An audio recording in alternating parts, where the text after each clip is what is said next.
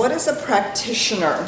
And we use that term practitioner to mean somebody who practices the science of mind, as opposed to, let's say, the word disciple, which means to follow in someone else's footsteps or to follow someone else's teachings. We have disciples in both Eastern and Western traditions. In the science of mind, we don't actually follow in somebody else's teachings. We don't follow Dr. Ernest Holmes as if he were a guru or a saint or somehow special. He was just an incredibly smart man and someone who dedicated his life to understanding spirituality without the trappings of cultural rituals and cultural norms, and tried to pull out what is that we all agree on, that's really that underlying truth. And then he compared it and pulled out from science and from philosophy the things that all seem to create this chord of truth that humanity has known for thousands of years. And so instead of being disciples in New Thought and in the science of mind, we practice living the teachings. We practice living the philosophy. We practice living the principles. And we practice being in alignment with them. And so instead of being disciples, we're all actually practitioners. We are practitioners of the science of mind.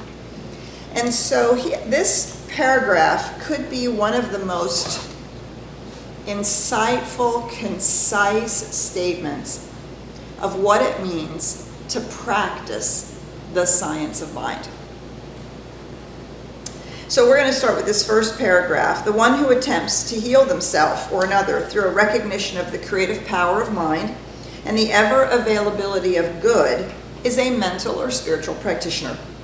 Such a one refuses to allow negative thoughts to control their consciousness. They endeavor to greet the divinity in everyone they meet. Heal. Recognize the creative power of mind. The ever-availability of good. Refusing to allow negative thoughts to control our consciousness. And endeavoring to see the divinity in each person. That is a jam-packed paragraph.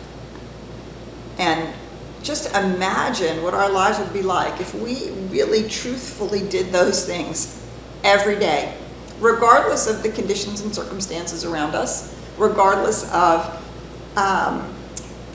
what's going on in the outer world, rather than living in reaction to conditions, to actually be in that place of aligning with spiritual truth, knowing that actually is going to make a difference, that it's going to actually outpicture in our lives. The one seeking to demonstrate the power of realization in everyday affairs, which is essentially what we're doing as a practitioner, practicing the science of mind. Ultimately, the science of mind is eminently practical. It should actually make a difference in the way you walk around in the world. It should actually inform our thoughts, our actions, the way in which we respond to things and how we take them up, and our expectation of the kind of life that we should be able to live, that we should be able to experience. And that this is what we're continually realigning ourselves with and expecting to demonstrate. The one seeking to demonstrate the power of spiritual realization in everyday affairs.